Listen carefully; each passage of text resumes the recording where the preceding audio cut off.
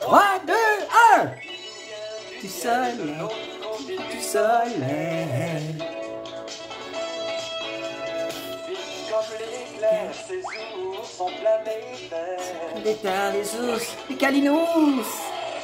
Quand il arrive un incident Fâcheux, c'est eux qui tirent les marrons du feu. Calinous. Ils descendront de la grande Hein? Une belle petite intro, ça. Le merveilleux monde des calinous. Ben, je suis obligé de vous dire que je trouvais cette intro-là appropriée, considérant le rapport de Christian Dubé. Le rapport sur la santé pour nous sortir de notre marasme depuis, 20, 30, 40 ans? Ouais. Je sais pas si vous l'avez lu, puis sûrement que non, personne ne lit ça, rien que moi, là, parce que je fais un podcast puis je commente l'actualité là-dessus, mais je sais pas si vous avez remarqué, là, mais Christian Dubé puis le gouvernement de François Legault, là, ils ont vraiment le plan, là. Écoute, ma première impression, là, je vous le dis, là, vivre des mondes de calinos complètement. Voyons donc. Puis, ça a quand même pris 4 ans, hein?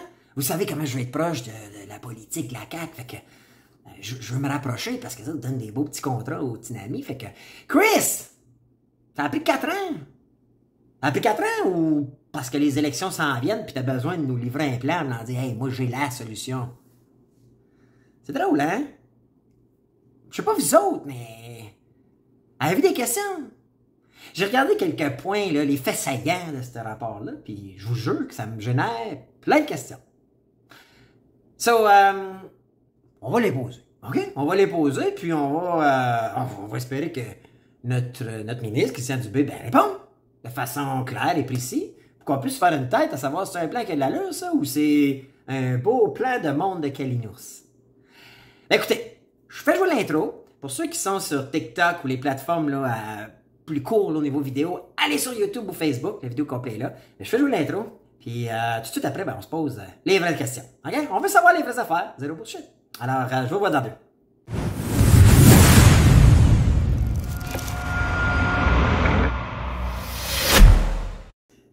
Hello la gang, c'est Bruno, les vraies affaires, zéro bullshit. Aujourd'hui on va parler du plan là, présenté la semaine passée par Christian Dubé, là, du gouvernement de François Legault, puis la réforme de la santé, puis toutes les solutions envisagées. Là. Mais juste avant, OK, 2 petites annonces, je vais aller vite là. Premier annonceur, mouvement crypto. Hey, moi puis 2 de mes partenaires, on est en train de créer un mouvement crypto. OK? On va lancer ça sous peu, mais là, on lance un concours, on va faire tirer 100$ de crypto. OK? C'est un concours, ça vous engage à pas grand-chose. Là. Cliquez sur le lien là, sur la description. C'est un petit lien Bitly, c'est une conversation Messenger, le robot. On a un robot là, qui va vous donner les conditions pour participer. Puis on va concrètement faire tirer 100$ lors de notre premier Zoom call. Moi et mes 2 partenaires, on a décidé qu'on voulait éduquer les gens, les Québécois. Moi, je trouve que les gens sont pas assez au courant au Québec. Ils en parlent pratiquement pas. Encore, j'ai entendu une annonce de l'AMF, comme quoi il y a des scams là-dedans. Puis oui, c'est vrai. Mais il y a aussi beaucoup d'opportunités. Puis moi, sincèrement, je veux enseigner aux gens c'est quoi la crypto. Depuis 2016, je suis là-dedans. J'ai fait beaucoup de sous avec ça, puis j'ai le goût de partager ce savoir-là. Alors, cliquez sur le lien, allez vous inscrire. 100$, ça vous engage à rien d'autre que de participer, là, puis relever les petites conditions. Puis si ça vous tente, vous êtes invités avec ça à être avec nous autres. C'est le 27 avril qu'on va lancer ça. Puis ça va être un Zoom call. On va être ensemble, on veut vous présenter ça. Puis moi, je vous offre ça. Vous êtes la communauté Les Vraies Affaires Zéro Bullshit. Ça va être gratuit pour vous autres. Alors, allez participer, OK? On se fie à vous autres. Puis je pense que... Puis même si vous embarquez pas, c'est pas grave. Au moins, on veut vous enseigner c'est quoi. On veut vous faire comprendre comment vous pouvez vous servir de ça pour, avoir des opportunités. All right? Deuxième annonce, le gagnant de la semaine, parce que vous savez, quand vous commentez l'indice que je vais vous donner durant ce podcast-là, vous châtiez 100$. All right? Cette semaine, le gagnant, c'est Jasmin. Mais Jasmin en grosses lettres avec un espace entre chaque lettre. Alors, je sais pas si c'est Jasmin qui, je sais pas si c'est Jasmin quoi, mais écrivez-moi un courriel, info@lesvraiesaffaires0bullshit.com. Puis moi, mon équipe va te transférer le 100$ parce que tu es le gagnant de la semaine pour avoir commenté. Alors, pause like, prenez 2 secondes, likez la vidéo tout de suite, c'est bon pour l'algorithme, c'est bon pour les vidéos, c'est bon pour bâtir une communauté. Et n'oubliez pas de mettre l'indice, parce que cette semaine, on va essayer de transférer ce podcast-là à Christian Dubé. Alors, ça va être @Christian Dubé, hashtag, ça va vraiment être « On a des questions ». OK? So, vous mettrez ça dans les commentaires parce qu'on veut qu'ils nous répondent. On a concrètement des questions. Alright? Puis si vous aimez ça à la fin, ben, partagez la vidéo. C'est bon pour l'algorithme, c'est bon pour nous autres, c'est bon pour bâtir notre communauté. Alors, j'ai lu ça, moi, j'ai tout vu ça. J'ai lu ça. Puis, écoute, il y a des bons points. Il y a définitivement des bons points. Moi, où je questionne, c'est... On dirait que c'est... Je sais pas si vous le sentez comme moi, mais on dirait que c'est du recyclé. On dirait que c'est ce qui a déjà été fait par les autres. C'est comme si on règle pas le problème. OK? Je vais passer vite fait une couple de points, tu sais, comme qui sont élémentaires. Tu sais, comme la fin du télécopieur, du fax. Avez-vous encore un fax, vous autres? Moi, je vous jure, je suis en affaires, là. Vous allez dire, ben oui, Bruno, t'es dans le web avec tes business, là, ouais, mais on n'a plus de fax. On n'a plus ça de fax. J'ai une application où je peux faxer, là, pour... Puis les seules fois que j'ai faxé, là, les derniers temps, c'est à cause du gouvernement. So, c'est tout un email avec un attachement. Hein? On scanne, on prend une photo. Ou on scanne en PDF. Mais écoute, dans le système de santé, là, apparemment que on a encore le fax puis ils vont enlever ça. Fait qu'écoute, thumbs up. Faut enlever ça, c'est définitif. Mais, ma question, Christian, c'est... OK, qui va gérer ça, là? Ça va-tu être donné à contrat à tes tinamis, là, comme tu as fait dans le temps de la COVID? Comme tu as fait avec... lorsque la loi sur l'état d'urgence était là, puis qu'ils pouvaient te donner libre recours à qui tu donnais tes contrats. Tu sais, j'en ai parlé la semaine passée, là, des contrats de... Comment, 17 milliards, je ne me rappelle même plus des chiffres, 16, 17 ou 19 milliards, 19,4 milliards, je pense. De petits contrats gré à gré, sans appel d'offres, sans rien. Ça va-tu être de même aussi? Là, je me dis, ben non, mais laisse-moi, j'aimerais ça savoir à qui. Comment va être le processus? Ça serait ma première question. Ensuite, on glisse là, vers le guichet révolutionnaire, multiplier les portes d'entrée, décentraliser. Fait qu'en gros, ils veulent qu'il y ait un guichet, un genre de plateforme web, un système web où on puisse aller, prendre nos rendez-vous, plus efficace. Écoute, pour moi, c'est élémentaire, tout ça. D'avoir plusieurs années qu'on ne soit pas toujours obligé d'aller vers un médecin, mais qu'il y ait les super infirmières, puis qu'il y ait d'autres, peut-être, portes d'entrée lorsqu'on a un malade. Des fois, juste, tu sais, Info Santé, là, sérieux, là, je ne veux pas enlever. Ceux qui travaillent là, je sais que vous êtes bons, mais je sais pas si vous avez déjà appelé, c'est Info Santé, là, mais... En tout cas, moi, toutes les fois, j'ai appelé. OK, j'ai appelé des fois pour un orgelet qui partait pas, des niaiseries de même, là. Et c'est toujours à l'hôpital. Ça donne quoi d'appeler, passer une demi-heure avec, poser des questions, puis finir à dire, ben, il faut que vous allez à l'urgence. C'est sûr, quand t'appelles, c'est parce que ça dépasse d'aller t'acheter des hausses pour la gorge, ou du bénylin, ou ben des Tylenol rhumicinus, ou ben des gouttes pour un œil, parce que là, ça fait 15 jours que l'œil, il est encore irrité, tu sais, je veux dire. Mais t'appelais là, en tout cas, moi, je vais vous le dire, je l'ai vécu même appeler pour mes enfants, c'était tout à pareil, là. Vous devriez aller à l'urgence. So, là, je comprends qu'il veut nous bâtir un système, peut-être plus aussi décentralisé, donc tout basé vraiment du bureau chef. Mais encore là, c'est quoi les détails? C'est quoi les détails? C'est quoi le vrai plan? Pourquoi tu nous as pitché ça? C'était tout du beau, là. C'est tout pour le mieux. Mais tout ce qu'il a dit là, c'est des choses que les autres gouvernements avant lui ont promis, ont mis de l'argent, puis ça n'a pas changé. Alors, toi, ton plan, c'est quoi? Ça, c'est comme dire à quelqu'un, je vais être millionnaire. Ah, OK, mais comment? C'est quoi tu vas faire? Puis comment tu vas arriver à ça? Lui, j'ai senti ça. Après ça, le virage là, vers les soins à domicile. OK. Sauf que, correct, mais ça a déjà été là, c'est tout. C'est quelque chose qui était déjà là. Puis, ça n'a peut-être pas eu les résultats escomptés. Alors, on s'en va où avec ça? Il n'y a pas de concret. Ça dit qu'il veut aller vers ça parce que la population des aînés augmente. OK. Puis que ça va être les prochains dents, les organismes communautaires, ça va être mieux, correct. Mais qui paye pour ça? Tu sais, ça coûte cher, là. Je sais pas si vous le savez, là, mais un infirmier à domicile, les déplacements, les ci, les ça, il y a une note là, à payer. Fait que, Christian, qui va payer ça? Puis qui va le gérer? Parce que c'est tout un autre bébite, là, un système de soins à domicile. Alors, mes questions, c'est qui va gérer ça? Maintenant, là, prévenir, tu sais, comme les crises comme la COVID et tout ça, là, il y avait tout un point sur l'importance, c'est sortir les rapports des tablettes, prévenir mieux de préparer, puis tout ça. OK. Ça, c'est légitime, là. Tout le monde veut être mieux préparé, veut se servir des datas antérieures. Je veux dire, je suis dans le web, on gère des budgets marketing de nos clients.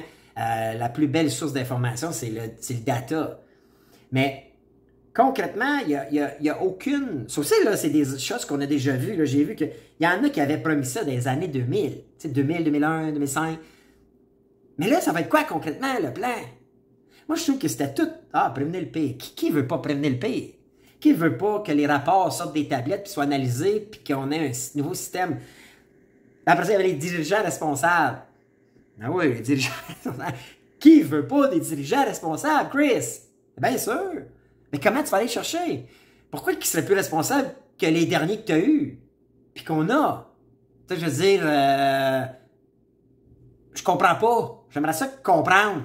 Encore là, c'est peut-être moi le nono, là, mais j'ai l'impression qu'on est peut-être une gang là, qui se questionne à savoir comment tu vas faire ça. Mais là, le pire, pas le pire, mais moi, ce qui m'agace le plus, c'est peut-être les points les plus importants. Là, il dit qu'il veut... Ben là, il veut rénover nos hôpitaux. J'en ai parlé souvent dans le podcast. J'ai dit que les vétérinaires, les vétérinaires, c'est plus propre, plus beau, plus neuf que nos hôpitaux. Là, il veut rénover tout ça. Mais petit gros cash, il veut 2000 lits de plus. Puis conséquemment, plus de staff. Parce que, dans le cas d'avoir 2000 lits de plus, c'est personne. Nous, là, je vais vous donner l'exemple de moi en Outaouais, que je viens d'Outaouais. La CAQ a été élue en promettant un nouvel hôpital. En ce moment, dans les hôpitaux en place, on manque de staff. Fait que là, tu bâtis un autre hôpital, 600 lits de mémoire là, qui promettait. Puis, tu manques de staff déjà. Fait que c'est correct, là, mais c'est la grosse bâtisse, là, le nouvel hôpital va-t-il être un éléphant blanc? Tu sais, à un moment donné, il faut une logique dans ton plan.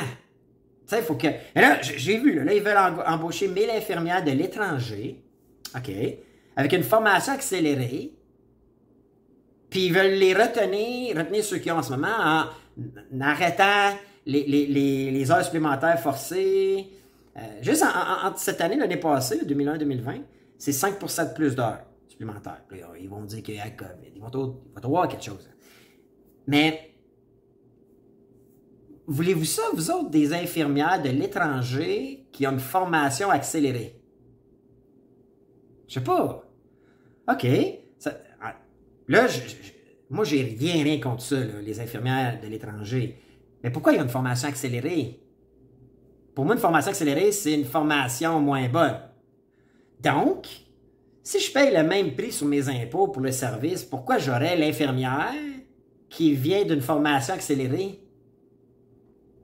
Vous autres, ça vous tente-tu d'avoir l'infirmière qui est moins compétente? Elle vient d'une formation accélérée. I don't know. Pourquoi, Christian? Je sais pas. Chris, toi, tu vas-tu prendre l'infirmière qui est moins formée? Puis là, l'infirmière, là, ça n'a pas de sexe, moi, là. Infirmière, ça change rien. Mais si t'es moins formé, je vais donner un exemple, juste moi. Mettons que je venais de l'étranger, là. Je suis aux États-Unis en ce moment. Je suis à Miami. Donc, mettons que là, moi, je suis un Américain, puis je m'en viens, je veux devenir infirmier au Québec. On me donne une formation accélérée. OK. Est-ce que vous... toi, Chris, tu me prends-tu moi ou tu prends l'infirmière qui est 100% formée, qui a de l'expérience? Voyez-vous comment que ça fait tout drôle? Puis là, les rénovations, là, puis ça fait 20 ans qu'ils nous disent ça. Puis là, ben, ça, c'est un cas de rénovation, là. C'est quoi ça? C'est la construction. Puis vous savez ce qui est arrivé avec la construction au Québec? Hein? La commission Charbonneau, on a-tu oublié? Tous les contrats au Tinami, là. Toute la bullshit, tout cet argent-là, là.